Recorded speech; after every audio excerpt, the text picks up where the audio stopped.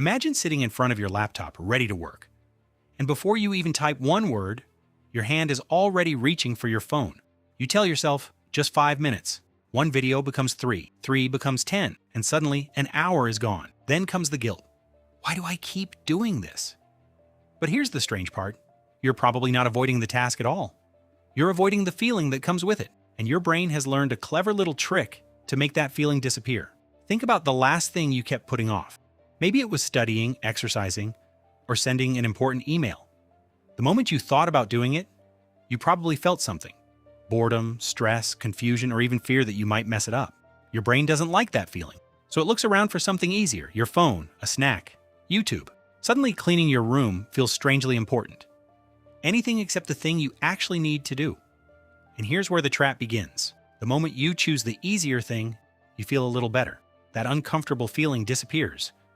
Your brain notices this and basically says, oh, that worked. So tomorrow, when the same uncomfortable feeling appears, your brain remembers the shortcut. Stress appears, you escape, you feel better.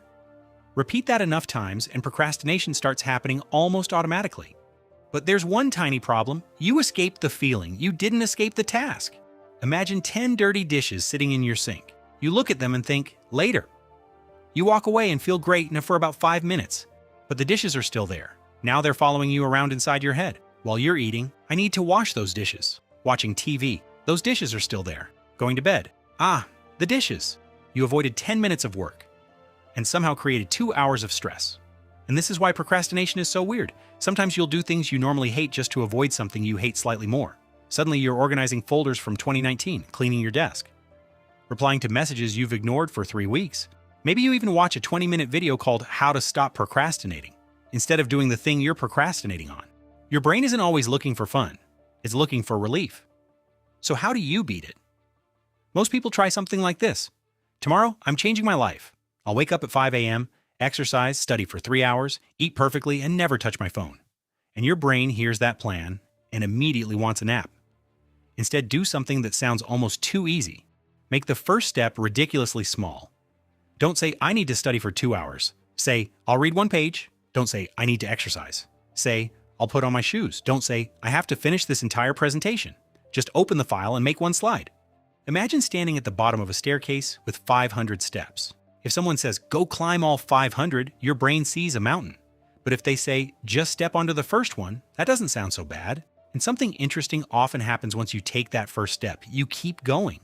There's another question that can make this even easier. The next time you catch yourself procrastinating, instead of saying, why am I so lazy? Ask, what am I trying to avoid feeling? Maybe you're confused about where to begin. Make the next step clearer. Maybe the task feels huge. Make it smaller. Maybe you're scared you'll do it badly. Then make a bad first version. Seriously, you can fix bad work. You can't fix work that doesn't exist. And forget the idea that you need motivation first. We imagine motivation works like this. Feel motivated leads to start working. But a lot of the time, it works backwards. Start working leads to make a little progress, leads to feel motivated. 1 sentence becomes a paragraph, 5 minutes becomes 20. And suddenly the thing you spent 3 hours avoiding wasn't actually that terrible. Starting was. So the next time your brain whispers, I'll do it later, don't fight the whole battle. Don't promise yourself 3 hours of perfect focus. Just ask, what's the smallest thing I can do right now? Then do that one thing. Because beating procrastination isn't about becoming a person who always feels motivated. It's about learning how to start before motivation shows up. And if you've been procrastinating on subscribing, your brain just ran out of excuses. Subscribe for more simple psychology that explains why your brain does the weird things it does.